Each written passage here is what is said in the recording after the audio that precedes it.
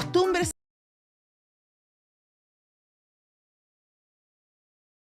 decadentes junto a Andrés Calamaro.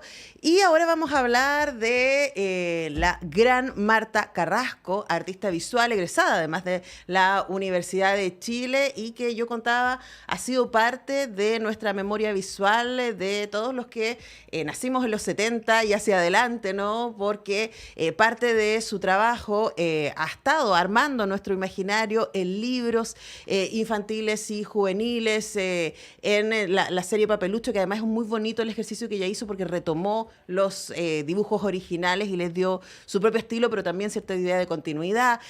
También Perico Trepa por Chile, y yo me emocioné, fue como, uy, Perico Trepa por Chile, qué bonito, qué recuerdos infantiles. Y bueno, todo eso está rescatado en esta belleza de libro que se llama Marta Carrasco, el arte de ilustrar, que ahí además yo se lo estoy mostrando a la gente que nos está viendo, que tiene un montón de cosas muy sorprendentes, por lo menos yo aprendí un montón leyendo el libro, y tenemos a una de sus responsables, editora, además de este trabajo que fue hecho junto con Claudio Aguilera y María José Guayar. Estamos con María Isabel Molina. ¿Cómo estás tú? Hola, Antonella, muchas gracias por la invitación. ¿Todo bien? Bueno, muchas gracias por estar acá con nosotros en nuestro Zoom, para que la gente dice, pues, se escucha un poco lejos, Isabel, porque bueno, está en el Zoom.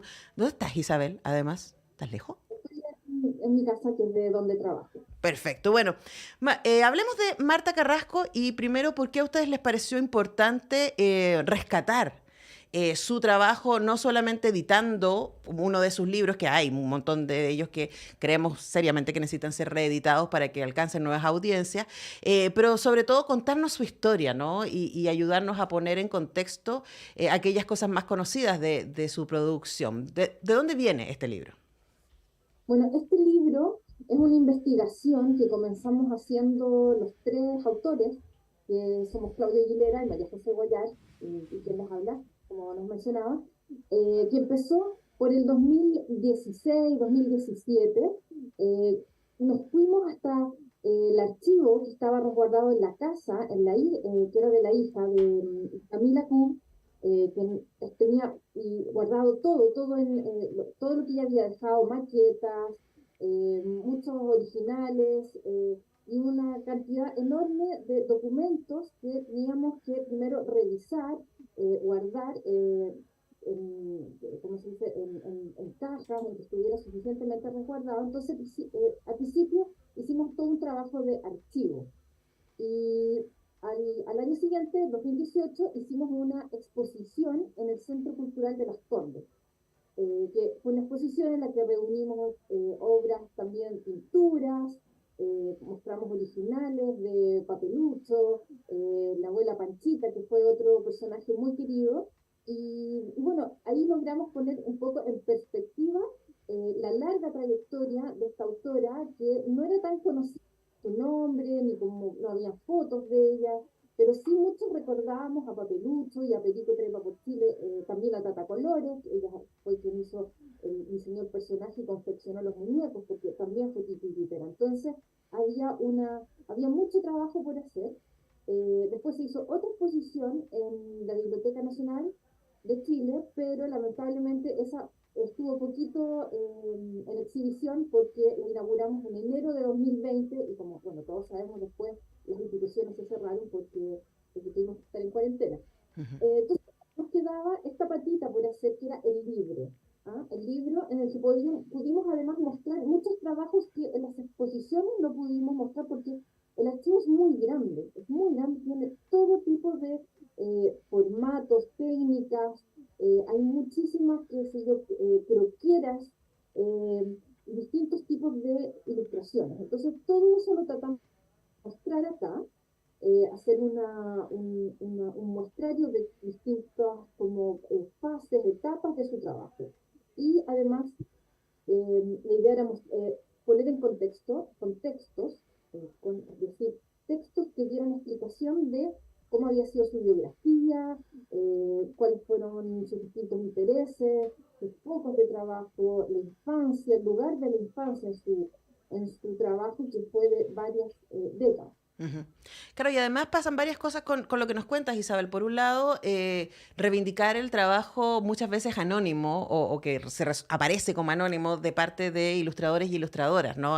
Para mí fue una sorpresa ver que la misma persona había hecho todas estas cosas que estaban tan cercanas, ¿no? A nuestro crecimiento, a nuestro proceso, formándonos como lectores y lectoras especialmente. Y fueron todas hechas por la misma mano. Eso, por un lado, es una sorpresa. Y luego entender de dónde venía también. Como muchos otros creadores y creadoras de su generación, Marta Carrasco sufrió polio de pequeña, y a pesar de que venía de una familia acomodada, que tuvo los recursos para hacer todo lo posible, ella vivió con una cojera, según cuentan en el libro, que nunca pudo superar y que de alguna manera la obligó a estar sentada, quieta, a observar. Por lo que leí, por lo que vemos de su producción, siempre fue bastante inquieta, pero tenía esta capacidad reflexiva de quedarse y observar, y eso es algo que está en su obra. Y una cosa que uno de ustedes dice en uno de los textos, ¿no? Que sus dibujos, los personajes de los dibujos siempre están en movimiento, un poco contrarrestando, ¿cierto?, su propia limitación con esta capacidad móvil que sí podían tener sus dibujos. Hablemos un poco de cómo tú sientes que al conocer la obra de Marta Carrasco y ponerla en contexto, también podemos conocer al Chile de la segunda parte del siglo XX, sobre todo.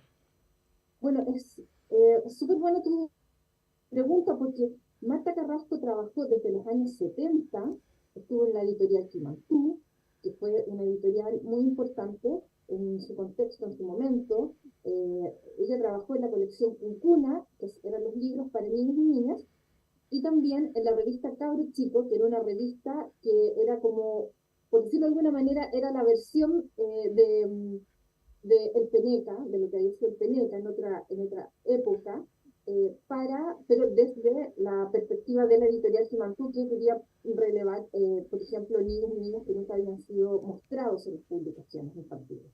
Entonces, ella estuvo en momentos claves. Después estuvo en revista Manpato, después, en los 80, en que el mundo editorial tuvo tuvo que limitarse muchísimo, sobre todo en el ámbito de la ilustración y de las publicaciones infantiles, porque básicamente había, qué sé yo, la industria de la imprenta era muy pobre, había pocos papeles, había poca versatilidad. Entonces ella se dedicó mucho a los textos infantiles, o sea, a los textos escolares, aunque también tuvo cosas muy interesantes.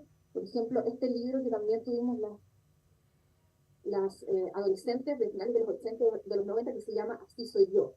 Pero también estuvo con Papelucho, y en la década de los 90 ya, y del principio de los 2000 trabajó sus propios textos como autora integral. Entonces, a través de su recorrido como autora podemos, como bien dices tú, mirar y examinar distintos momentos de la ilustración en Chile, de las políticas editoriales, del mundo editorial, y también de la infancia. Ella representa la infancia siempre ese fue como uno de sus principales focos, no el único, pero fue de sus grandes temas, y podemos hacer un recorrido por la infancia en Chile, a través de sus ilustraciones. Claro, y otra cosa que además nos regala el libro, la posibilidad de hacer ese recorrido y de vincularse, quienes fuimos de alguna manera el público, ¿no? Que leyó Los Papeluchos, que leyó Los Perico Trepa por Chile, algunas de esas revistas, Los Pecosos, por ejemplo, y más. También permite hacer el recorrido respecto a su propia obra personal, que también a mí me sorprendió. Ustedes cuentan en el libro que ella empezó haciendo retratos de alta sociedad, ¿no? Que esa fue su manera, y que después la ilustración se transformó en la manera de traer comida a la mesa, básicamente, pero que paralelamente desarrolló otras series de obras, y la serie Mujeres Libres a mí me parece que es una belleza. O sea, yo quisiera tenerla en gigantografía en mi pieza porque es muy hermosa, y además también ahí vemos una cosa que se repite también en su trabajo para niños, y es ir contra los mandatos de género. Hoy día desde el feminismo es fácil leerlo, pero yo me imagino que en los 80 no era tan evidente que, por ejemplo, en sus libros para niños y niñas, el niños y niñas era consistente. No había niñas dóciles esperando mientras los chicos hacían actividades, sino más bien niñas y niños estaban ahí haciendo cosas en la tierra o moviéndose o accionando. Y en la serie Mujeres Libres a mí me encantó que todas las mujeres que aparecen son todas todas grandes, gorditas, curvilíneas, ¿cierto? Hay una celebración también del cuerpo femenino en su abundancia, que por supuesto a mí me encanta, y que yo decía, uy, ¿cómo no conocía esto? Qué lindo es y por qué no está Sí, mucho más visible. la última frase de la Preguntaba de por qué, que me llamó mucho la atención de la serie Mujeres Libres, que es, para que la gente los vea, son imágenes de mujeres que están en la mayoría de los casos desnudas y como arrancando de lo cotidiano, un poco arrancándose por la ventana o buscando, y hay una muy linda que es un triángulo de una mujer parte así como en posición fetal, claro, esa. Y que va adquiriendo movilidad hasta estar absolutamente expandida. Entonces está este ejercicio, ¿no? De repensar el lugar social que ha tenido la mujer y cómo ella a través del dibujo las libera un poco. Y me preguntaba, Isabel, ¿por qué no conocemos más de ese otro lado de Marta Carrasco? Bueno, justamente esta serie, que nosotros la denominamos así los investigadores y las investigadoras, fue un hallazgo dentro de este archivo con muchísimos papeles y obras que nunca vieron la luz, que son inéditos. Entonces nos encontramos con estas bellísimas obras que además son varias, incluso hay algunas más que no pusimos en el libro, que sí estuvieron en la exposición de la Biblioteca Nacional, ahí mostramos algunas, eh, pero era algo, una fase escondida, un aspecto escondido de la obra de Marta Carrasco que estaba muy restringido hasta hace pocos años a lo infantil, cuando ella también tuvo una exploración, como dices tú, de muchos otros temas. Mujer, también la maternidad, pero la mujer también deseo de salir de ciertos moldes, sobre todo de lo cotidiano, de la familia, de lo establecido. Y como también dice, ella exploró la faceta de hombres, mujeres y también perdón, de niños y niñas que siempre están a la par.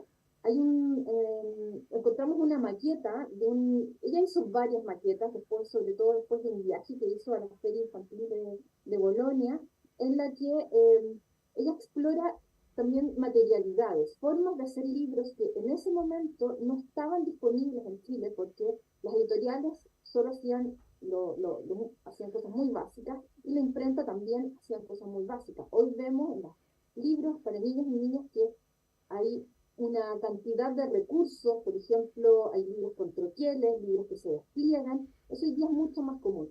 Ella en ese momento, en los 80, ya tenía esos libros en mente y hizo maquetas, que lamentablemente ella estaba muy adelantada a su tiempo. Si estuviera viva y estuviera activa, seguramente podríamos ver muchísimos libros publicados de ella. Bueno, entre esas maquetas encontramos un libro que se llama La caja de disfraces, en la que un niño se pone distintos vestimentas. Uno de ellos, por ejemplo, es en que este niño se pone un tutú y en otro también se pone el traje de la mamá. Está en la página 137.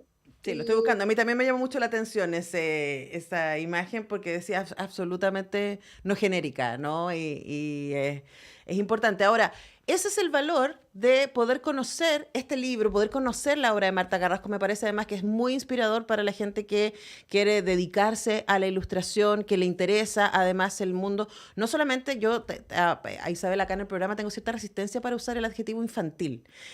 Yo más bien prefiero hablar de literatura para jóvenes lectores y lectoras porque igual como se ha hecho con muchas otras autoras, no solamente con Marta Carrasco, con Gabriela Mistral, con Marta Brunet, que para tratar de rebajar la densidad de su obra se la trata como de autoras infantiles, ¿no? Por supuesto sabemos que son muchísimo más que eso y por un lado y por otro lado, lo infantil no tiene nada de fácil, no tiene nada tiene muchísima densidad, es muy exigente y por eso es especialmente celebratorio poder conocer el trabajo de una de las grandes maestras en este sentido, Marta Carrasco, a través de este libro, El arte de ilustrar, que está por Grafito, que ustedes lo pueden encontrar, entiendo que está en Plop. No, está en nuestra página web y va a estar llegando en unas semanas a las librerías. Ah, ok, yo tengo la versión muy, muy adelantada. Yo pensé que ya estaba en librerías. Ya, está pronto en librerías, pero también pueden buscar Editorial Grafito en las redes sociales. Están en Twitter, están en Instagram y también en su página web pueden conseguir Marta Carrasco, El arte de ilustrar, que de verdad es una belleza, van a aprender un montón. Es muy, muy inspirador y es muy, muy bello, Isabel. Felicitaciones a ti y a Claudio Aguilera y María José Guayar por este trabajo y gracias por este tiempo con Radio Universidad de Chile. Un Que estés muy abrazo. bien. Que tengas muy buen jueves. Nosotros tenemos que ir a la música, una canción que nos encanta, no nos identifica. La torpeza de Yorca. Y ya regresamos.